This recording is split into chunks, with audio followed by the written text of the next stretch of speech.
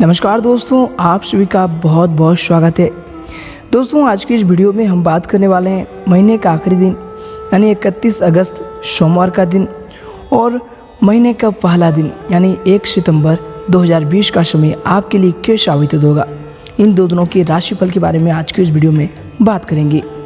दोस्तों, इन दिनों में ग्रह नक्षत्रों की स्थिति कैसी होंगी, क्या क्या योग बनेंगे और इन सभी का असर आपकी राशि पर क्या देखने को मिलेगा, जानेंगे आज की इस वीडियो में पूरे विस्तार से। इन दिनों में आपका पारिवारिक जीवन कैसा रहेगा, आर्थिक स्थिति और धन को लेकर स्थितियाँ कैसे व्यतीत होंगे, इन सभी के बारे में विस्तार से जानने के लिए वीडियो को अंत तक जरूर देखें। साथ ही दोस्तों, वीडियो के अंतिम क्षणों में आप सभी के लिए बहुत ही सरल और महत्वपूर्ण टोटके की भी हम बात करेंगे, तो आप इन्हें भी ज़रूर कीजिएगा। ये आपके लिए भाग्यशाली साबित होंगे क्योंकि इन्हें ज्योतिष शास्त्र के महत्वपूर्ण ग्रंथों से ली गई है।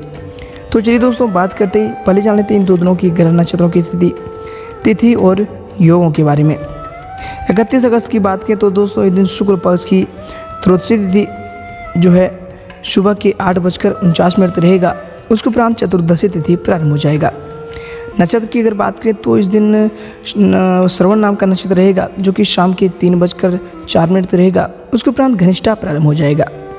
दोस्तों, महीने के आखिरी दिन में शोभन नाम का शुभ योग रहेगा जो कि दोपहर के 1:22 रहेगा। उसके उपरांत अतिगंड योग प्रारंभ हो जाएगा। दोस्तों, ज्योतिष शास्त्र की माने तो जो शोभन नाम का योग होता है बहुत ही भाग्यशाली साबित होता है। आपका जो समय है यह आज के दिन जो है भाग्यशाली साबित होने वाला है। वहीं दोस्तों, इस दिन सोमवार का दिन रहेगा। वहीं तो दोस्तों, इस दिन राहु काल के समय की बात करें तो यह समय रहेगा सुबह के 7:46 से लेकर सुबह के 9:19 तक। चंद्रमा की इस दिन बात करें तो इस दिन चंद्रमा मकर राशि के उपरांत कुंभ राशि पर संचार करेंगे। वहीं अगले दिन 1 सितंबर की बात करें तो दोस्तों, इस दिन शुक्ल पक्ष की चतुर्दशी तिथि जो है सुबह के 9:39 रहेगा। उसके उपरांत पूर्णिमा तिथि प्रारंभ हो जाएगा। यानी दोस्तों, महीने के प्रारंभ में ही पूर्णिमा तिथि प्रारंभ होने वाला है। यानी दोस्तों, इससे ये जो दिन है आपके लिए बहुत ही भाग्यशाली साबित होगा। दोस्तों, इस दिन घनिष्ठा नक्षत्र रहेगा। उसके उपरांत सदभिषा नक्षत्र प्रारंभ हो जाएगा।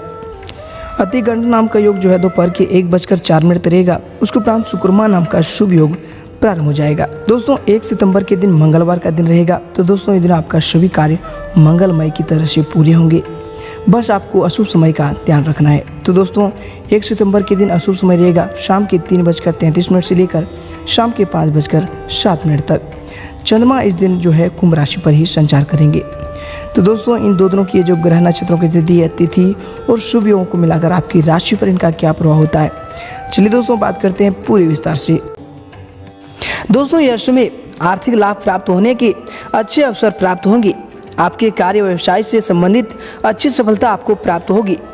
जिस किसी कार्य को करेंगे उस कार्य में कामयाबी मिलने की संभावना अच्छी पाई जाती है। दोस्तों, इन दिनों में आप अपने व्यावसायिक गतिविधियों को बेहतर दिशा देने का प्रयास करें। वही दोस्तों, इन दिनों में अगर आपकी नेगेटिव की बात करें तो यदि आप भाई बंधुओं से अच्छे संबंध कायम कर रखने में कामयाब रहते हैं तो दोस्तों उनकी मदद से विषमताएं बहुत हद तक नियंत्रण में रहेंगी। जहां तक हो सके धन को बचाएं।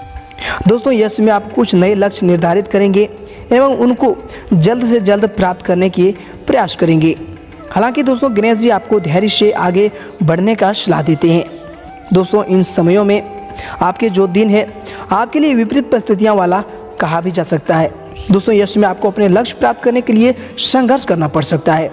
कोई योजना असफल सिद्ध हो सकती है जो आपको निराशा की ओर ले जाएगी। आपको अपने भावनाओं पर नियंत्रण रखना होगा। सकारात्मक व्यवहार और सोच ही आपको आपकी जो परेशानियां हैं इससे आपको बाहर निकाल सकती है। दोस्तों, आपको अपने रिश्तों में कुछ परेशानी का सामना भी करना पड़ सकता है। दोस्तों, यह समय अपने ईगो को अपने रिश्तों से बाहर निकाल दें तो आपके लिए बेहतर होगा।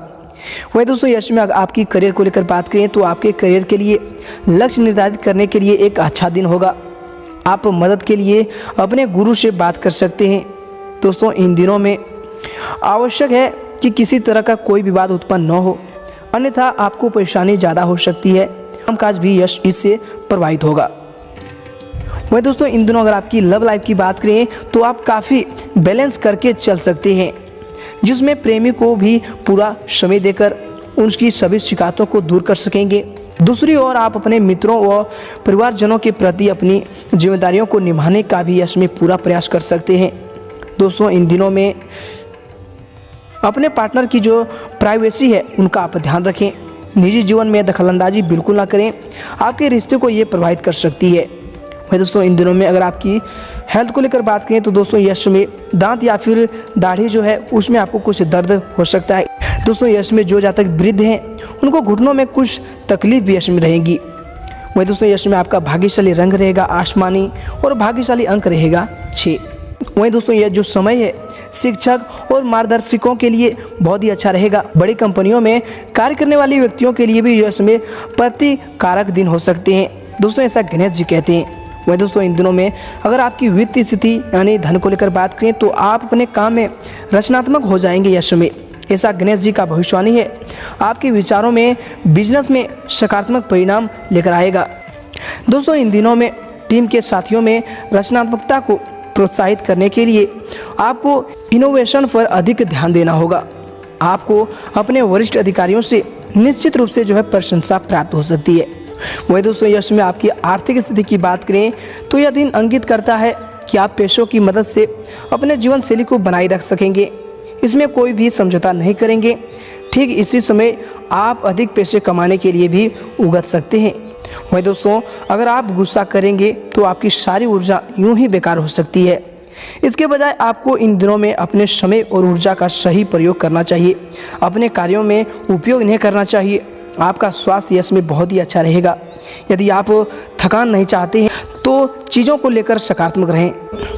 वहीं दोस्तों इन दिनों में लंबे समय से महसूस हो रही थकान और तनाव दूर होंगे, उनमें आपको आराम मिलेगा।